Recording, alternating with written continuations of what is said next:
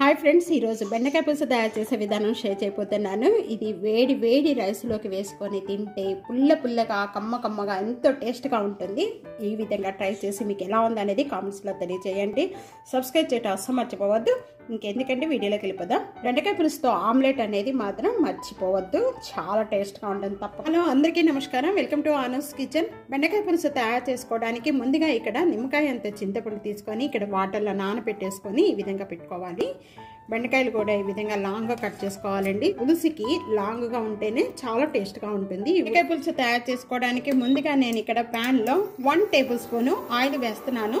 Oil బాగా కాగిన వెంటనే 4 వెల్లుల్లిపాయ రెబ్బలు, 4 ఎండుమిర్చి, 1 టేబుల్ స్పూన్ మెంతులు. పులుసులో మెంతులు వేసుకోవడం వల్ల చాలా టేస్ట్గా ఉంటుందండి. 1/2 టేబుల్ స్పూన్ ఆవాలు, 1/2 టేబుల్ స్పూన్ జీరా, కొద్దిగా కరివేపాకు. వేగిన వెంటనే 1 ఉల్లిపాయ, మీరు లాంగ్గా అయినా పీసెస్ కట్ చేసుకోవచ్చు, చాలా బాగుంటుంది పులుసుకి. పచ్చిమిర్చి 4, ఇవి కారం ఉండేయండి. కారం లేకపోతే కనుక కొద్దిగా ఎక్కువగా వేసుకోండి. ఇవి కారానికి తగ్గట్టు కూడా వేసుకోవచ్చు.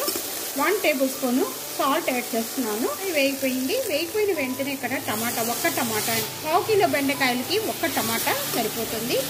పులుసులో టమాటా వేయటం వల్ల చాలా బాగుంటుంది, కానీ టమాటా ఎక్కువగా తీసుకోకండి, తీపి వచ్చేస్తుంది. టమాటా మగ్గిపోయిన వెంటనే ఇక్కడ బెండకాయ ముక్కలన్నీ కూడా దీంట్లో వేసేసుకోవాలి.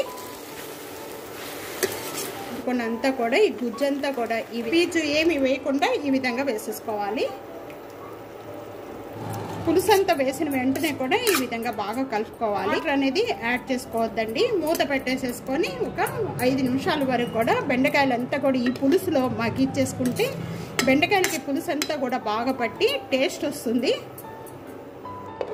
5 మినిట్స్ అయిపోయిన వెంటనే ఇప్పుడు చూద్దామండి. ఈ విధంగా చేంజ్ అయిపోయిన వెంటనే కూడా 1/2 టేబుల్ స్పూన్ పసుపు యాడ్ చేస్తున్నాను.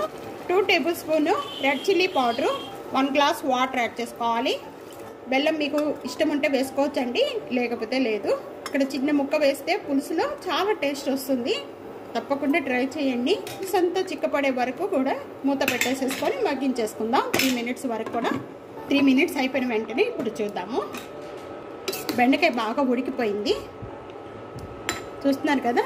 బాగా ఈ విధంగా ఉడకాలి. గ్రేవీ అంతా కూడా చిక్కపడిపోయింది. ఈ విధంగా చిక్కపడిపోయిన వెంటనే కూడా ఇంకా కొత్తిమీర వేసేసుకుందాం. ఈ విధంగా తప్పకుండా ట్రై చేయండి, చాలా టేస్ట్గా ఉంటుంది.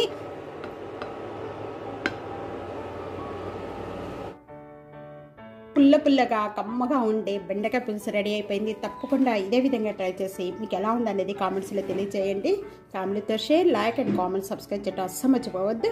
Thanks for watching. Next video మళ్ళీ కలుద్దాం. అంతవరకు సెలవు, బాయ్.